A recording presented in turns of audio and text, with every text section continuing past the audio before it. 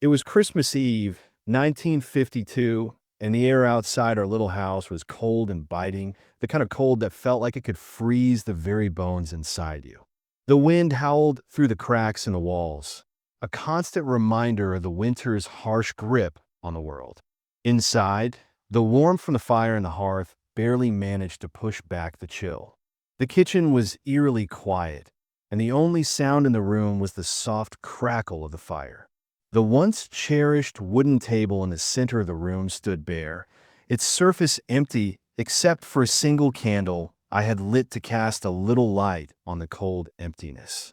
The cupboards were empty, the icebox too, except for a few shriveled apples and stale bread, the last remnants of food that had been stretched out far too long. My three children sat around the table, their faces tired and weary, their eyes filled with the silent hunger that had settled deep within them. Emma, my eldest at 10, sat straight in her chair, her small hands folded on the table, her wide brown eyes fixed on the candle flickering in front of her. She was trying so hard to hold it together, but I could see the worry in her eyes. Lucas, at 7, kept glancing at the cupboard, then at the clock on the wall, waiting for something to happen, as though he believed dinner would somehow miraculously appear. Sophie, barely 4, was too young to understand what was going on, but the soft whimpers of hunger in her voice were enough to break my heart. "Mama, when is dinner going to be ready?" Emma asked, her voice quiet, tinged with uncertainty. I forced a smile, though it didn't reach my eyes. "Soon, sweetheart. It'll be ready soon." The words felt hollow as soon as they left my mouth. I knew it, and deep down they knew it too. There was nothing left to cook, no food to prepare. The cupboards were bare, and I had no way of making a meal for them. But I couldn't tell them that. Not on Christmas Eve. I turned away, trying to keep my emotions in check. The silence in the room was suffocating. I could hear the wind whipping against the window panes, the cold creeping into the corners of our home. I glanced at the empty shelves, then at the icebox, both mocking me with their emptiness. I had spent the entire day trying to figure out how to make do with what little we had. But now, standing here, looking at the sad faces of my children, I realized that there was nothing left. 12 years had passed since Michael, my husband, left. He hadn't just disappeared from our lives. He had vanished, leaving behind a hole that had never been filled. It wasn't just his absence that haunted me. It was the unanswered questions, the reasons he had left without a word, the silence he left behind that I couldn't seem to escape. It felt like I had been surviving in a shadow, always wondering why he left, always trying to hold things together for the kids. But now, 12 years later, I felt like I was falling apart. I took a deep breath, trying to steady myself. I had to stay strong for them. For Emma, for Lucas, for Sophie. They needed me. But how could I give them what they needed when I had nothing left to give? The factory in town had closed its doors a month ago, and with it, the last of my income had gone. The few jobs left for women were all in the same fields: seamstressing, laundry work, anything I could do to make a few pennies. But even that work had been hard to find. People were tightening their belts, and I had sold everything I could to try and make ends meet. Our furniture, my wedding ring, even the china my mother had passed down to me. The last of our savings had gone to firewood. The bitter cold had set in, and it was the only way to keep us warm. I couldn't bear the thought of asking the church for help. I had always prided myself on being independent, on never having to rely on anyone. But the truth was, I was running out of options. Pride couldn't keep us fed. I looked at my children again. Emma was trying to keep it together, but I could see the anxiety in her eyes. She was old enough to understand that something was wrong. Lucas, though he was only 7, kept asking me why we never seemed to have enough food. His innocent questions cut deep, and I could see the guilt in his little face. Sophie, my youngest, was too little to understand, but the quiet sobs from her broke my heart. She was hungry, and there was nothing I could do to comfort her. I felt a lump in my throat as I walked to the kitchen window. The snow was falling softly outside, the world covered in a blanket of white, serene and untouched by the struggles we were facing inside. I closed my eyes for a moment, trying to push back the tears. I had to hold it together. I couldn't let them see me break down. But the truth was, I didn't know how much longer I could keep going. The last 12 years have been a battle, a fight to keep my family together, to keep them warm, to keep them fed. I had done my best, but it never felt like it was enough. Now, as I stood here, looking out at the snow, I felt like I was losing the fight. I could hear Emma's voice asking about dinner again. I turned to face her, the words stuck in my throat. I was about to speak when suddenly there came a knock. 3 sharp raps on the door. I froze, my heart skipping a beat. Who could it be? It was Christmas Eve. At this hour, who would be at our door? I hesitated for a moment, unsure of what to do. I wanted to ignore it, pretend I hadn't heard, but the knocking came again, louder this time. It wasn't going to stop. I stood up, slowly walking to the door, my hands trembling as I reached for the handle. I opened the door cautiously, unsure of what to expect. Standing there in the snow, with a large wicker basket in her hands, was Mrs. Margaret Hayes, our elderly neighbor from down the road. She wasn't alone. Behind her stood her son, David, with a wagon full of crates. "Good evening, dear," Margaret said, her voice warm and kind. "I made far too much food, and I was wondering if you could help me by taking some. I wouldn't want it to go to waste." I stared at her for a moment, unsure of what to say. I had wanted to refuse, to turn her away, but something inside me shifted. I couldn't say no, not with my children looking at me, their hungry eyes pleading for something, anything. "Thank you," I whispered, my voice barely audible. And just like that, everything changed. Margaret Hayes was always a steady presence in our small town, a woman who had weathered many storms herself, but who had an unwavering kindness that radiated from her like a beacon. Standing in my door with her son, David, and a large, heavy-looking wicker basket, I could hardly believe my eyes. The wind howled behind them, but the warmth in Margaret's eyes cut through the cold. She wasn't just offering us food. She was offering us something we hadn't had in a long time: hope. I had never expected this, not from Margaret, and especially not tonight. She had always been kind, but this was different. The weight of what she was offering hung in the air, and it took everything in me not to burst into tears right there. "I made far too much food, dear," Margaret said, her voice kind, though there was something in it that made me feel like she was doing more than just a good deed. She continued, "Would you help me by taking some? I wouldn't want it to go to waste." For a moment, I froze. My pride told me to refuse, to turn her away and not accept charity. I was used to struggling, to finding ways to make do, but the look in her eyes, in David's, told me they weren't offering charity. They were offering companionship, kindness, and perhaps, in a way, salvation. How could I refuse? How could I look at my children and deny them the chance to eat a real meal tonight? I couldn't. With a deep breath, I stepped aside and opened the door wider. "Thank you," I said quietly, my voice shaking with a mixture of gratitude and disbelief. Margaret smiled warmly, her weathered face softening with the understanding that I was too proud to say more. She ushered David forward, and together they carried in a basket, followed by crates full of other food. I could hardly believe what I was seeing. Roasted goose, golden and juicy, wrapped in cloth to keep it warm, fresh bread that still had the scent of the oven about it, and butter so fresh it was almost still soft from a churn. There were jars of preserved cranberries, their red color shining like rubies in the light, and a big apple pie that looked like it came straight from a bakery. Gingerbread cookies followed, soft and fragrant, and glass bottles of fresh milk were brought in as well, the condensation on the bottles still visible from the cold outside. My children's faces lit up at the sight of the food, their eyes wide with amazement. Emma, usually so composed, seemed to lose her composure for a moment, her hands trembling as she reached out to touch the bread, to believe that it was real.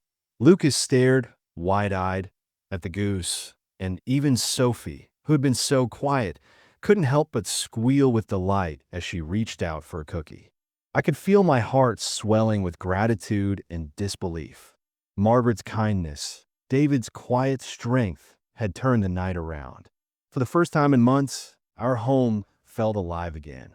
It was as though the world outside had disappeared, and we were the only ones who mattered, gathered around a table full of warmth and food. I watched as David began setting the table, bringing out more dishes, arranging everything with a casual ease that made me realize how much I had missed this simple act of sitting down together, of eating a meal as a family. There was no pretense here, no pride. It was just a mother and her children, a neighbor and her son, sharing what they had. It felt like a miracle, something that could only happen when the world was at its darkest. Margaret moved around the room, making sure everything was in its place, offering me quiet reassurance with every step. She didn't push or demand anything from us. She simply gave, quietly and without expectation. It felt like she had done this before, many times, though I knew she hadn't. This was new for her too, though you wouldn't have known it by the way she handled herself. There was a calm in her that spread to everyone else in the room. She had a way of making everything seem like it was going to be okay, even when it wasn't. As the children began eating, David sat down beside them, telling them stories and making them laugh. His voice was gentle and full of warmth, and he even managed to make Lucas giggle as he pulled a coin from behind his ear. I had forgotten what it felt like to hear the kind of laughter, the pure, unburdened joy that children had. It was something I hadn't seen in a long time, and it made me realize just how much I had been carrying all these years. As I watched David interact with my children, I felt a strange mixture of comfort and grief. He reminded me so much of Michael, my husband, the way he could make a child laugh, the way his hands moved with such ease and care. It was almost too much to bear, but at the same time, it made me feel like perhaps, just perhaps, everything might turn out all right. I stood there, helpless at the table, just watching them all, feeling the warmth of the room seep into my bones. I hadn't realized how cold I had become, both inside and out, until this moment. As the meal continued, Margaret pulled me aside into the corner of the kitchen. Her voice dropped to a whisper, as though she were about to reveal some great secret, though her words felt anything but secretive. "I know what it's like, dear," she said, her eyes filled with something I couldn't place. "I was you once." I blinked at her, unsure of what she meant. But before I could ask, she continued, "You don't have to say it, Sarah. I know about Michael." My blood ran cold, and for a moment, I could hardly breathe. How could she know? How could she possibly know about Michael? I had told no one. I had buried that part of myself so deep, afraid to face it, let alone speak of it. And yet there it was. Margaret reached into her apron pocket, her hand steady as she pulled out an envelope. It was old, yellowed with age, and the corners were frayed as though it had been handled many times. The handwriting on the front of the envelope sent a shiver down my spine. I recognized it instantly. Michael's handwriting. My heart stopped in my chest as Margaret handed it to me. "This came to my house by mistake 12 years ago," she said softly. "I wanted to find you, but you had moved. I kept searching for you all these years. When I found you, I knew this was the right moment." I stood there, my hands trembling as I held the envelope. It had been so long, so many years since I had seen Michael's handwriting. It had been so long since I had thought of him, since I had allowed myself to believe he was anything but a ghost in my past. But now, standing here with his letter in my hands, all those old feelings came rushing back. The love, the pain, the unanswered questions. I felt like I was holding onto a piece of him that I had long ago given up on ever finding again. "You don't have to read it now," Margaret said, her voice gentle. "But you deserve to have it. It's yours." I didn't know what to say. I couldn't speak. My throat was tight, and all I could do was nod. The letter was here. It was real. After all these years, I was holding the answer to the question that had haunted me for so long. Why had Michael left? Why had he disappeared without a trace? The envelope in my hands felt heavy, the creases and wear of time marking its edges like a map of years lost, of questions unanswered. I stood in the kitchen, staring at it, unable to make myself open it. Michael's handwriting, that familiar scrawl that had once been so comforting to me, now seemed like a distant memory. I had spent 12 years wondering what had happened to him, where he had gone, and why he had left without a word. It was a ghost that haunted me, that question of why. And here it was, his answer, the letter that had been in Margaret's possession for all these years. Margaret stood beside me, her presence like a steady anchor in the storm of emotions that were swirling inside me. She had kept this secret for so long, had waited for the right moment to give it to me, and now, standing in her kitchen with the fire crackling in the background, I felt like the world was narrowing down to just me and this letter. It was like the last piece of a puzzle I had been trying to put together for over a decade. I glanced at Margaret, whose expression was a mixture of sympathy and understanding. "You don't have to read it now," she said, her voice soft but insistent. "But you deserve to have it. You've waited long enough." I nodded, though my hand was shaking as I slowly tore open the envelope. The paper inside was worn, yellowed with age, and as I unfolded it, a sharp breath escaped me. The handwriting was unmistakable. Michael's familiar. Looping letters jumped off the page. My heart pounded in my chest, and for a moment, I couldn't bring myself to read it. But I knew I had to. The silence in the room was deafening. The only sound the crackling of the fire and the soft whispers of wind outside. As I began to read, the world around me seemed to fade away, and all that existed was Michael's words. "My dearest Sarah, by the time you read this, I will be gone. I am a coward for not saying this to your face, but I cannot bear to see your heart break. I am dying. The doctor says consumption, maybe 6 months. It has already taken my strength, my breath. Soon it will take my life. I am leaving because I cannot let you watch me waste away. I cannot let Emma see her father disappear slowly, coughing blood, becoming a ghost. I cannot let you sacrifice everything to nurse a dying man. You are so strong, Sarah, but you should not have to be strong for this. You should not have to watch someone you love fade into nothing. There is money. I sold the horses, the plow, everything. It is hidden in the barn, behind the third beam from the door, in a tin box. Use it for the children. For yourself. Build a life without the shadow of death over it. Please forgive me. Please do not look for me. Let me do this one decent thing. Let you live without watching me die. I love you. I will always love you. Michael." I could feel the weight of his words as if they had been written yesterday. The air in the room seemed to thicken, and for a moment, I forgot to breathe. I lowered the letter slowly, the weight of it pressing down on my chest. Michael had been dying. He had known, and he had left to spare me the pain of watching him waste away. I could feel the tears pricking at my eyes, but I held them back. I couldn't let them fall, not yet. I had spent 12 years thinking the worst, wondering if he had simply abandoned us. But now, as I read his words, I understood. He hadn't abandoned us. He had loved us too much to watch us suffer through his slow death. My hands trembled as I held the letter, and for the first time in 12 years, I felt the weight of his absence lessen, just a little. Margaret stood beside me, her hand resting on my shoulder, offering silent comfort. I could see the sadness in her eyes, the understanding. She knew what it was like to lose someone, to have them slip away without warning.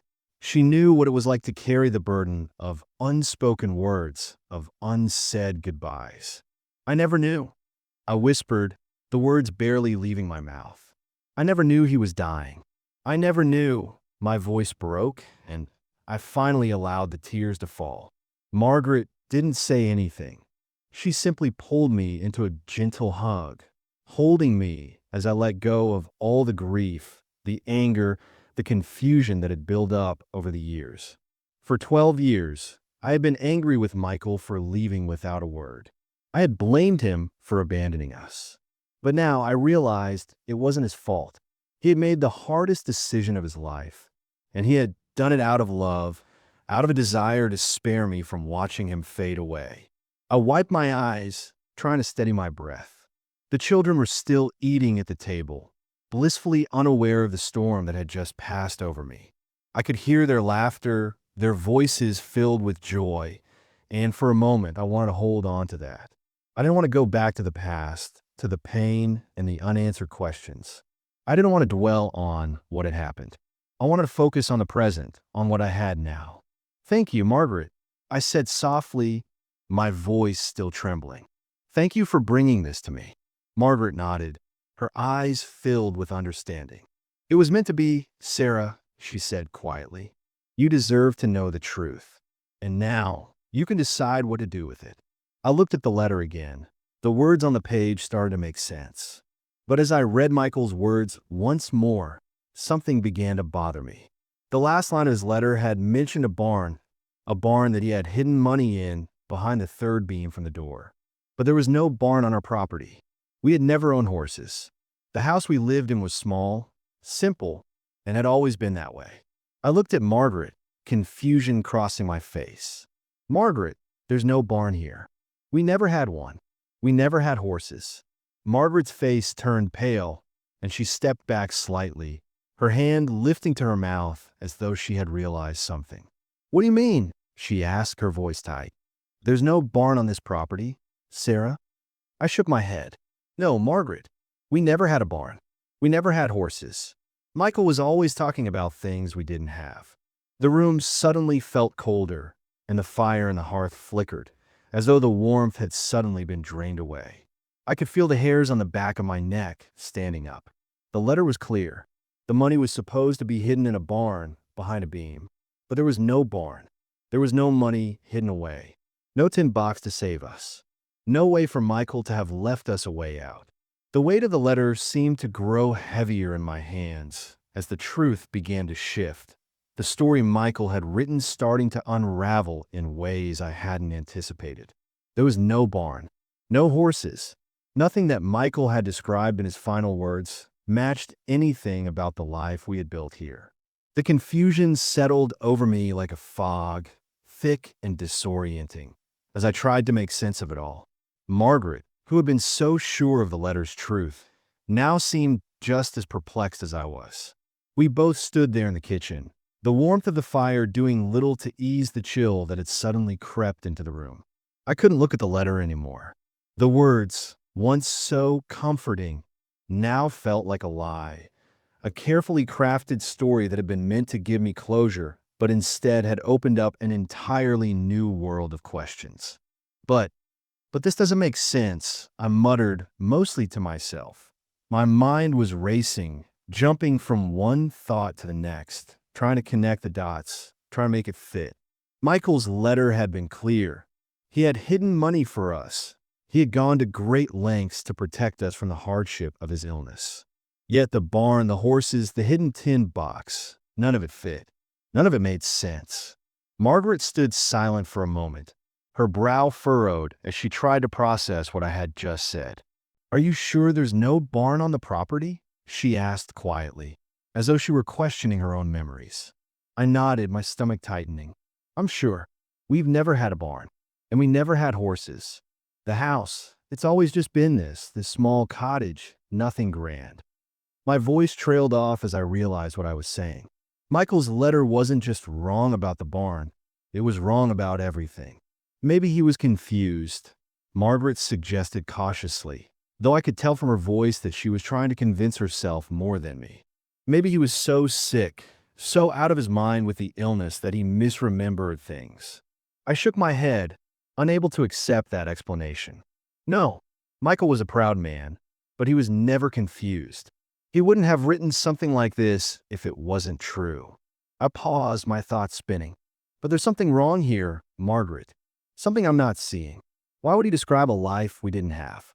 Why would he write about a barn we've never owned, horses we've never had, and a tin box full of money that's supposed to be the key to our future? Margaret's face was pale, and I could see the same unease in her eyes that I felt in my chest. We were both standing at the edge of a mystery we hadn't expected to find, one that was quickly becoming something far darker than I could have imagined. And just as the room seemed to close in around me, David, who had been quietly sitting at the table, his back turned, suddenly spoke. "Wait," he said, his voice low and steady. He stood up and walked over to us, his face thoughtful. There was something strange about the way this letter came to Margaret. He looked directly at me, his gaze serious. "You said it was delivered to her by mistake, right?" I nodded, confused by where he was going with this. "Yes. Margaret said she found it 12 years ago, but it wasn't addressed to her. It was meant for someone else, for another Sarah." David's eyes narrowed slightly, as though something had clicked in his mind. What if this letter wasn't meant for you at all?" His words hit me like a thunderclap. "What?" I asked, my voice barely a whisper. "What do you mean, it wasn't meant for me?" David took a deep breath, his eyes not leaving mine. "What if this letter, the one that's been sitting here all these years, wasn't meant for you, Sarah Whitmore? What if it was meant for someone else, someone who lived in a house just like yours?" The realization hit me like a bolt of lightning. The envelope, the handwriting, the contents of a letter, the barn, the horses, all of it. Suddenly it all clicked. "Another Sarah," I whispered. "Another Sarah." I felt my knees go weak as the truth began to unravel in my mind. There had been another woman named Sarah. Another woman whose life had somehow intertwined with ours, whose husband, Michael Collins, had left the same way mine had, with no explanation, no goodbyes. But why? How could our lives be connected in such a way that Michael's letter, meant for her, had ended up in Margaret's hands all these years? "The other Sarah," I repeated, my voice trembling now. Margaret's face turned even paler. "You mean, you think the letter was meant for another woman entirely?" Her voice was tight with disbelief, but the weight of her words hung in the air. I could see the pieces falling into place for her as well. "Yes," I said, my voice barely audible. "I think Michael's letter was meant for another Sarah. A Sarah who lived in a house just like mine, who had a husband named Michael, who was dying just like him." The silence in the room was deafening. It was as though the entire world had come to a standstill, and I couldn't breathe, couldn't think, couldn't move. David walked over to the window, looking out at the snow, deep in thought. "This is crazy," he muttered to himself. "There was another Sarah and another Michael, but why did they leave at the same time? Why would they both disappear?" I stared at the floor, my heart pounding in my chest. "Maybe they both left for the same reason," I said softly, my mind racing. "Maybe they both were running from something they couldn't face." I shook my head. I don't know. I don't know what to think anymore. I need answers." Margaret reached out, placing a comforting hand on my arm. "We all need answers," she said gently. "But we're closer now. We know there was another Sarah. We know there was another Michael. And we know that somehow these two stories are connected." I nodded, though I still felt the heavy weight of confusion and doubt pressing down on me. But Margaret was right. We had uncovered a new truth, one that had only deepened the mystery, but it was a start. "We need to find the other Sarah," I said, my voice filled with determination. "We need to find her, and we need to find out the truth about what happened." David turned to face me, his expression grim. "I'll start asking around," he said. "I can talk to the old postmaster. Maybe he remembers something. Or maybe someone else in town knows about her." I nodded, feeling a flicker of hope. "Thank you, David." As the evening wore on, and we all sat around the table in silence, the weight of the day hung heavily on all of us. The letter, the mystery, the other Sarah, it was all too much. But one thing was certain, I had to know the truth. I couldn't live with the unanswered questions any longer, and I wouldn't stop until I found the answers. The next morning, the world seemed different, darker, heavier, as though the night had not only brought snow, but a deeper layer of confusion and unease. It was Christmas Day, yet the weight of a mystery that had unfolded in the past 24 hours made it feel anything but festive.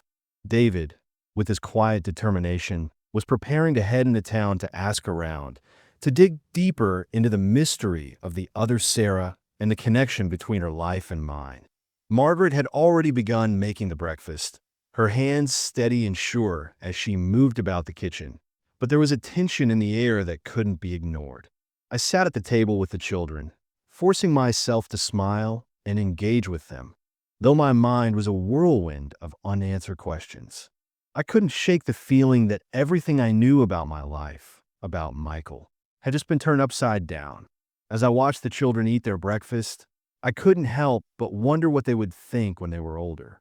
Would they ever understand the weight of the mystery that hung over our family? Would they ever know the truth about why their father disappeared and why it had taken me so long to finally uncover it? I had no answers for them. Not yet. And it hurt more than I cared to admit.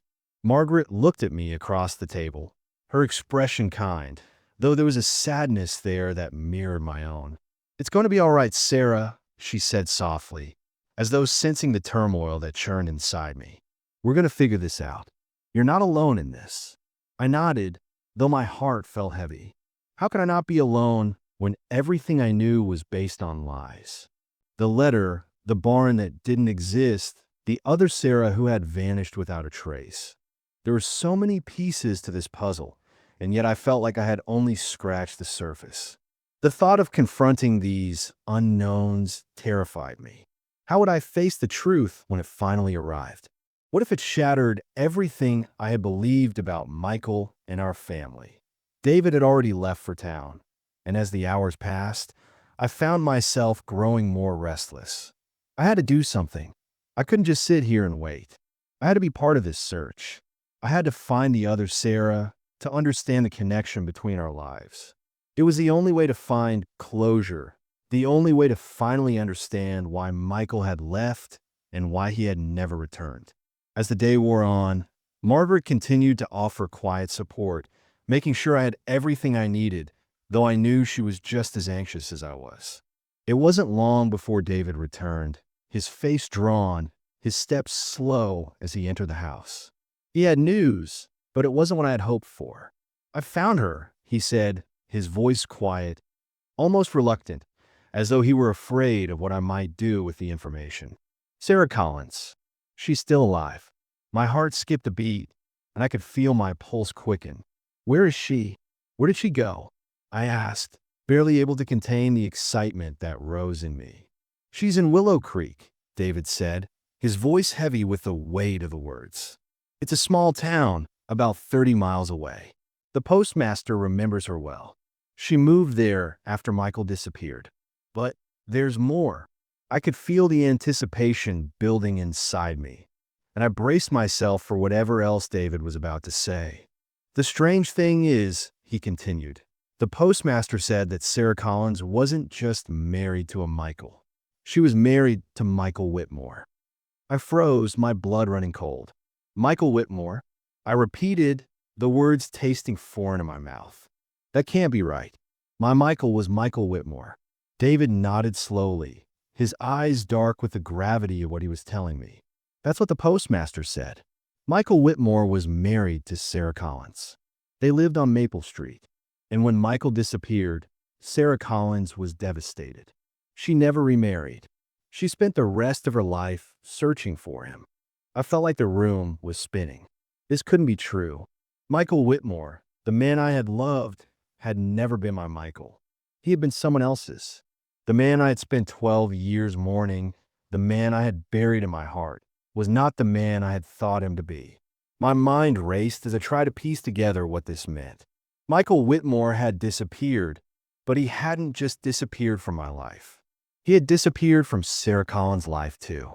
But why had he lied to both of us? Why had he left without telling anyone the truth? And why had he never come back? David's words echoed in my mind, and I could feel the truth beginning to settle in, though it was a truth I didn't want to accept. Michael Whitmore hadn't been the man I thought he was. He had been someone else entirely.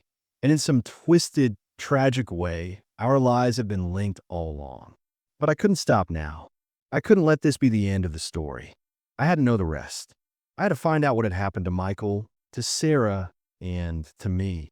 I turned to Margaret, my eyes wide with disbelief. "We have to go to Willow Creek," I said, my voice shaking. "We have to find Sarah Collins. She has to know the truth. She has to know what happened to Michael." Margaret nodded, her face pale but determined. "I'll go with you," she said quietly. "You're not doing this alone."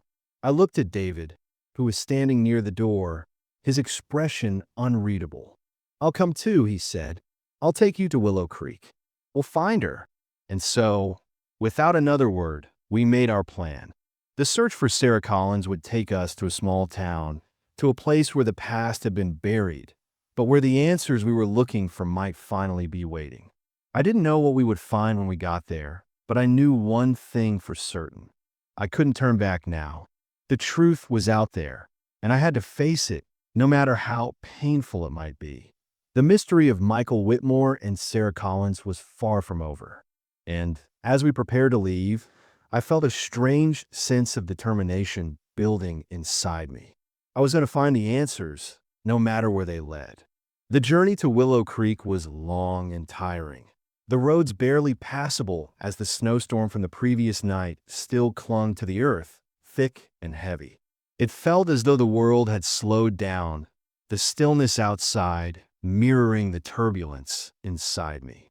I had no idea what I would find when we arrived, no clue as to what Sarah Collins, the other woman who had loved Michael Whitmore, might say. Would she be angry? Would she be relieved? Would she even believe the story we had to tell?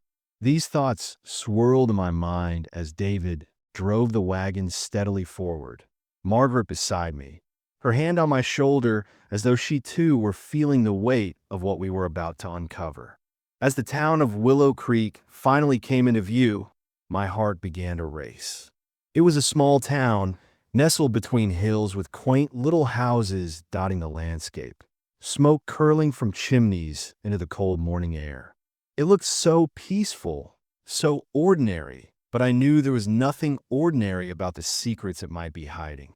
We pulled up to a small house on the edge of town, its paint faded with time, the windows framed by heavy curtains. David stopped the wagon in front of the house and turned to me. "This is it," he said, his voice quiet. "This is where Sarah Collins lives." My throat tightened, and I nodded, stepping down from the wagon with Margaret close behind me. We walked to the door, each step heavy with anticipation. I felt like I was walking toward the truth, but I wasn't sure what the truth would bring. I lifted my hand to knock, but before I could, the door swung open. Standing before us was a woman in her late 50s, her hair graying at the temples, but her eyes still sharp, full of the same quiet strength I had seen in Margaret. She looked at us for a moment, her expression unreadable, then her gaze shifted to David. "David," she said, her voice soft but steady. "What are you doing here? And who are these people?" David stepped forward, introducing me and Margaret. "This is Sarah Whitmore," he said quietly. "She's been searching for you, Mrs. Collins. She's been searching for the truth about her husband, Michael Whitmore." The name seemed to register with Sarah Collins immediately, though her face remained impassive. "Michael Whitmore," she repeated, her voice a little sharper now, as though the name triggered something deep inside her. "What about him?" I could feel the tension in the air, the silence stretching between us like a vast chasm, one that neither of us knew how to cross. I took a deep breath, trying to steady myself. "I'm Sarah Whitmore," I said, my voice quiet but clear, "and I've been living with the mystery of Michael's disappearance for 12 years. But it turns out," my voice faltered for a moment, but I pressed on. "It turns out that Michael wasn't just my husband. He was your husband too, wasn't he?" The words hung in the air between us, and Sarah Collins looked at me, her eyes widening as though the weight of what I was saying was just starting to sink in. "My husband?" she asked, her voice trembling. "What do you mean?" I nodded, my throat tightening as I fought to keep my composure. "I found a letter," I said. "A letter from Michael. It was meant for you, not for me. He was dying, and he wrote to you to say goodbye. But he never sent it. He never came back to you. And I've spent 12 years wondering where he went, why he left. But now I know the truth. He wasn't just leaving me. He was leaving you too. The silence that followed was deafening. Sarah stood there, frozen, her eyes wide as she processed what I had just said. For a moment, it felt like everything around us had stopped, like the world itself was holding its breath. Margaret stepped forward, her hand on Sarah Collins' arm. "It's true," she said softly. "I found the letter 12 years ago. It was meant for you, Sarah. It came to my house by mistake, and I kept it, thinking one day I would find you. And now I have." Sarah Collins looked at Margaret, then back at me, her expression shifting from shock to something else, something I couldn't quite place. "I don't understand," she said slowly. How could he have? How could he have left me too?" I could see the pain in her eyes, the same pain I had felt all these years, and I understood for the first time that we had both been victims of Michael's silence, of his decision to leave us both without ever explaining why. "He didn't leave you, Sarah," I said gently. "He didn't abandon you. He was dying. He couldn't bear the thought of you watching him waste away. He couldn't bear to see you suffer, just as he couldn't bear to see me suffer. He thought he was doing the right thing by leaving, by giving us both a chance at life without the shadow of his illness hanging over us. But he never stopped loving you. He loved you just as much as he loved me. I can see that now." Sarah Collins' face softened as she listened, and for the first time, I saw a flicker of understanding in her eyes. The anger, the confusion that had clouded her face seemed to lift, replaced by a quiet grief that spoke volumes. She reached out, her hand trembling, and I took it, holding it gently. "I thought I would never know the truth," she whispered, her voice breaking. "I thought he had just left me, that he didn't care about me anymore. But now I know that wasn't true. He did love me. He loved both of us." I nodded, tears welling in my eyes as I realized how much we had both lost. "He loved us both," I said softly, "and we both deserve to know that." For a long moment, we stood there in silence, holding on to the truth that had been buried for so long. But it was more than just the truth of Michael's love that we had uncovered. It was the truth of our shared pain, of the bond we now shared, and of the way that our lives had somehow been intertwined without either of us knowing. In that moment, I felt a sense of peace I hadn't felt in years. The truth, painful as it was, had set us both free. It wasn't the ending I had imagined, but it was the one I needed. We had both suffered, both lived in the shadow of Michael's silence. But now, we could heal together. "Thank you," Sarah Collins said, her voice filled with gratitude. "Thank you for coming to find me. Thank you for bringing me the truth." I smiled through my tears, finally able to let go of the past. "We're not alone anymore," I said softly. "We have each other." And just like that, a new beginning was born, a beginning not defined by the past, but by the truth we had found together.